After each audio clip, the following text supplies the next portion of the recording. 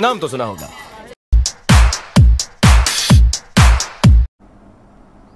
Najma Kavish, welcome to my YouTube channel सोजरो। अस्सलाम वालेकुम। कीअं आहियो तव्हां? सभु ठीकु आहियो? ख़ुशि आहियो? नजमा, तव्हां इहो ॿुधायो त तव्हां तक़रीबन जेतिरो मूंखे यादि आहे त तव्हां 13 या 14 सालनि जा हुयो, तव्हां हैदराबाद में स्टेज ड्रामनि में कमु शुरू कयो। जी, मूं स्टेज खां ई कमु कयो आहे। हमेशह मां इहा ॻाल्हि पंहिंजे इंटरव्यूज़ में कंदी रहंदी आहियां त जेको आहे जॾहिं मां 12-13 सालनि जी जॾहिं स्कूल में हूंदी हुअसि तॾहिं खां ई माना स्कूल में जीअं ॿार प्रोग्राम्स कंदा आहिनि तीअं कंदी हुअसि। ऐं मुंहिंजी जेका ॾाॾी जंहिं मूंखे पालियो आहे उहा हिकु फिल्मी अदाकारा हुई ऐं स्टेज जी बि टेलीविज़न जी बि। त ज़ाहिर मां हिकु छा चवंदा आहिनि अदाकारी वारे माहौल में पली वॾी थी आहियां, त इन जे करे ई मां थिएटर्स कंदी हुअसि। अच्छा नजमा, मूंखे इहो ॿुधायो त इहो थिएटर कंदे कंदे कंदे तव्हां टेलीविज़न ते कीअं आयो ऐं कॾहिं आयो? असल में छा हुयो जो टेलीविज़न हिकिड़ो PTV इदारो हिकिड़ो ई हुयो, त सभिनी जी कोशिशि हूंदी जेके फ़नकार हूंदा उन वक़्त में त असां TV ते कमु कयूं, PTV ते कमु कयूं। त ईअं मां बि चकर हयो हुयो कंहिंजे रेफरेंस सां, पर मुंहिंजे ख़्याल में कलम नंबर इक़बाल लतीफ़ साहब हूंदो हुयो PTV में कंहिं दौर में। हाणे त उहे रिटायर थी विया आहिनि। उन्हनि जो सिंधी प्रोग्राम हूंदो कॉमेडी, उन में जीअं खाका जीअं चहचिटो प्रोग्राम हलंदो आहे ईअं, त उन में मां नंढा नंढा इहे प्रोग्राम्स कंदी हुअसि। अच्छा नजमा, इहो ॿुधायो त तव्हां कलम नंबर खां पंहिंजी PTV जी फ़नी ज़िंदगी शुरू कई ऐं उन खां पोइ तव्हां खे थोरा नंढा नंढा रोल मिलंदा रहिया ऐं फाइनली तव्हां जेको आहे सो डिसहार्टेड थियो त तव्हांखे को वॾो रोल नथो मिले? न, मां कोन थी हुअसि, छो जो स्ट्रगल कंदा रहंदा आहियो त हुन खां पोइ तव्हांखे का मंज़िल मिलंदी आहे।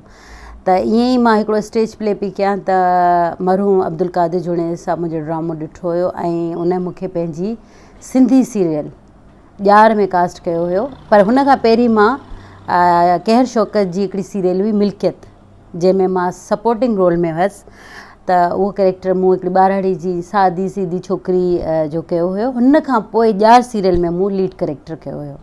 मूंखे यादि थो अचे त मिल्कियत ग़ालिबन फैज़ बुघे साहब जी सीरियल हुई। बिल्कुलु, ऐं ॾाढो ॾुखियो डायरेक्टर हुयो ऐं मुंहिंजो वॾो ॾुखियो एक्सपीरियंस हुयो हुननि सां गॾु। ऐं उन खां पोइ तव्हां ॼार कई, ॼार मरहूम मंज़ूर मंगसी जी सीरियल हुई। जी बिल्कुलु, ॼार मंज़ूर मक्सी जी सीरियल हुई। मरहूम ॾाढो सुठो डायरेक्टर हुयो। हुन खां पोइ मां मंज़ूर मक्सी सां इलाही ड्रामनि में बि कमु कयो, पर उहा मुंहिंजी लीड में पहिरीं सीरियल हुई जंहिंमें मां हीरोइन हुअसि। तव्हांखे यादि आहे त तव्हांजो ऐं मुंहिंजो हिकिड़ो मंज़ूर मंगसी जो सीरियल हुयो मोर ॾणा मोर, उन जे लाइ असां थर विया हुआसीं ऐं काफ़ी इंजॉय कयोसीं। ॾाढो इंतिहाई गर्मी हूंदी हुई हुते, ॾाढी गर्मी हुई, पर मज़ो इन करे आयो जो सभु आर्टिस्ट गॾु हुयासीं। पंहिंजो मुमताज़ कंवल हुई, तव्हां हुयो ऐं कैसर निज़ामाणी हुयो ऐं काफ़ी एक्टर आहे जेके माशाल्लाह हाणे त सीनियर सभु थी विया आहिनि। पर ॾाढो मज़ो आयो, पर गर्मी बि हुई। ज़ाहिर हुन वक़्तु असांखे जुनून हुयो हिकिड़ो कमु करण जो। अच्छा इहो ॿुधायो त तव्हां घणे भाङे मरहूम समेजे साहब जा फेवरेट एक्ट्रेस हुयो ऐं तव्हांखे हमेशह पंहिंजे हर सीरियल में हर ड्रामे में रखंदो हो? उनजी का अहिड़ी ख़ासि वजह या का? एक्चुअली छा हूंदी आहे, कंहिं माण्हू सां तव्हांजी केमिस्ट्री मिलंदी आहे। त घणेई घटि डायरेक्टर आहिनि जिन्हनि सां मुंहिंजी मिलंदी आहे। उन्हनि में समेज साहब हूंदो हुयो जंहिं मूंखे ॾाढो फेवर बि ॾिनो।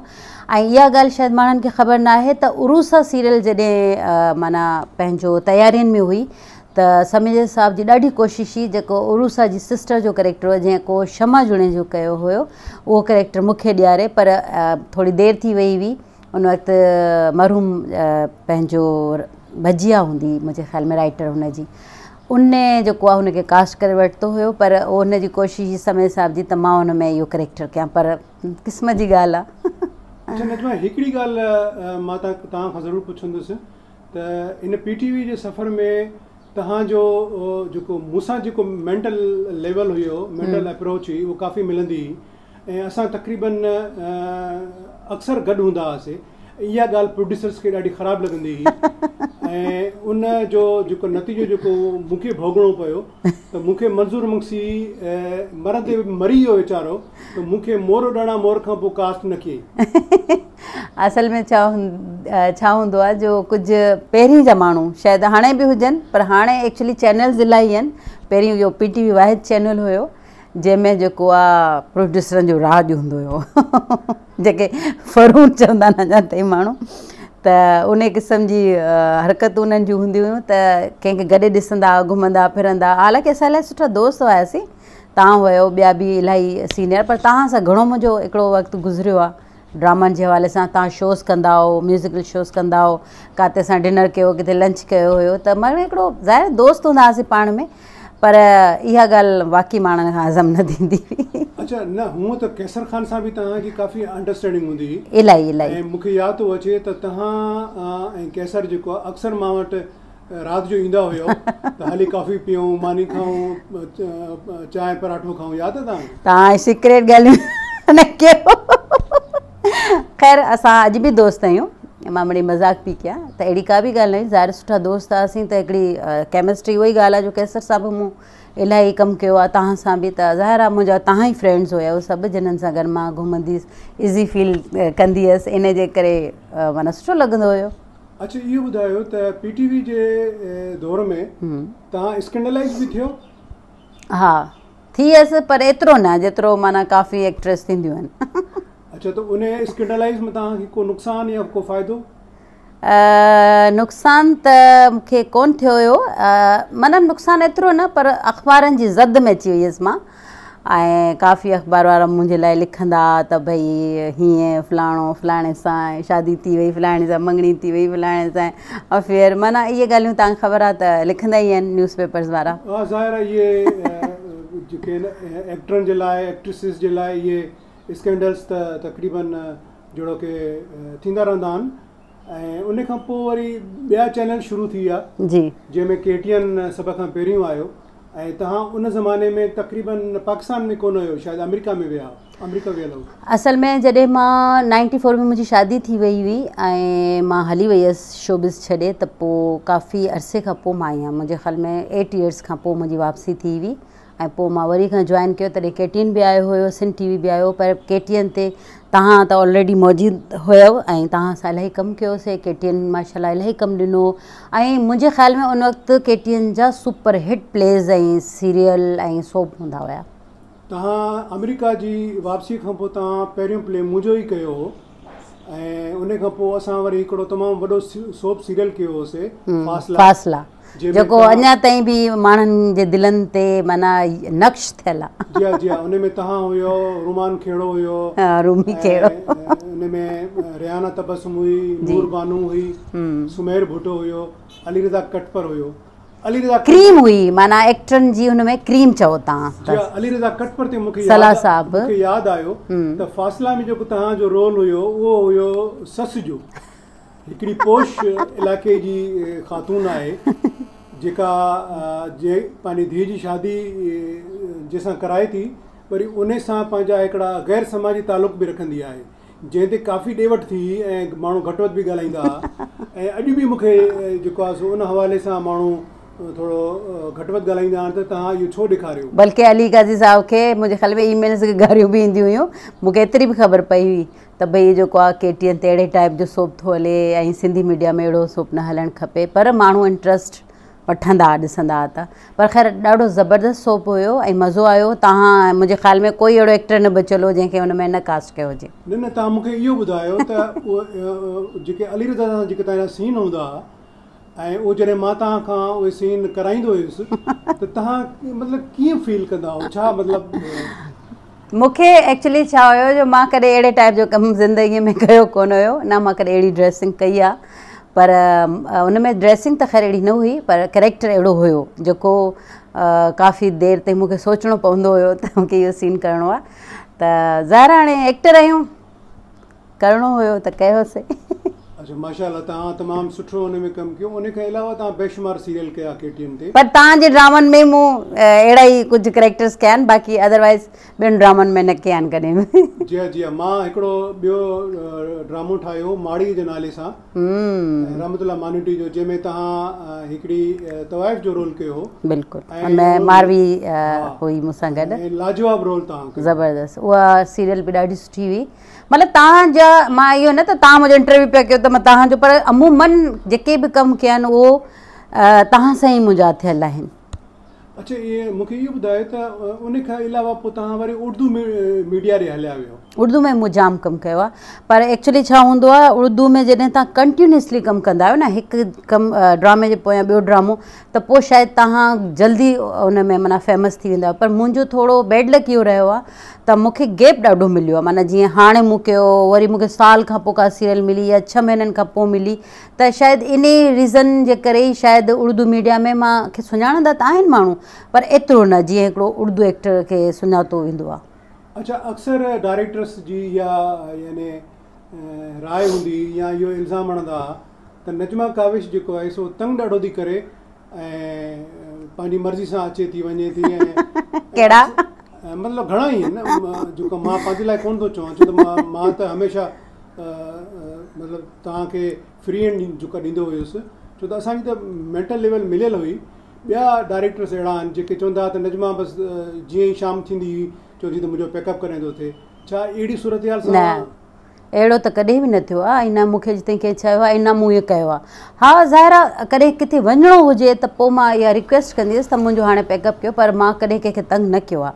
मां त न ॿुधो आहे त कंहिं डायरेक्टर मुंहिंजे लाइ, मतिलबु थी बि सघे थो पुठियां माण्हू ॻाल्हियूं कंदा आहिनि, पर अहिड़ी त कुझु बि ॻाल्हि कोन्हे। अच्छा, तव्हां इहो ॿुधायो त का बि सीरियल कंदे कंदे तव्हांखे का बेज़ारी थी त हे मां छो कयो ऐं मूंखे न करणु खपंदो? बिल्कुलु, हींअर मां नई हिकिड़ी सीरियल कई आहे ऐं मां नालो वठंदे के ॿाईंदसि कोन, उहा आहे अज़ीज़ भुट्टे साहिब जी, जंहिंमें माना इंतिहाई मूंखे अफ़सोस थो थिए उन माण्हू सां गॾु कमु कंदे त भई जेको आहे अहिड़ा बि डायरेक्टर हूंदा आहिनि जेके तव्हांखे सुठी मानी न खाराइनि, तव्हांखे पाणी टाइम ते न ॾियनि, आर्टिस्टनि खे पेमेंट ते तंग कनि ऐं माना चिक चिक किचकिर हूंदी आहे न, इहे शायदि कंहिं ॻाल्हियूं चयूं न हूंदी, पर मां चवां थी ऑन एयर ऐं ज़रूरु चवंदसि, छो जो अहिड़नि डायरेक्टरनि खे महिरबानी करे कमु ॾियो त वॾी महिरबानी थींदी जेका असांजे लाइ अज़ाब था पैदा कनि। अच्छा, इहो ॿुधायो त तव्हांखे तव्हां मतिलबु प्राइवेट चैनल्स ते कमु कयो, सिंधी चैनल्स ते जी, त चैनल्स ते जेको यानी पेमेंट तव्हांखे मिले थी उहा एतिरी सुठी आहे जो तव्हां पंहिंजी ज़िंदगी सर्वाइव करे सघो?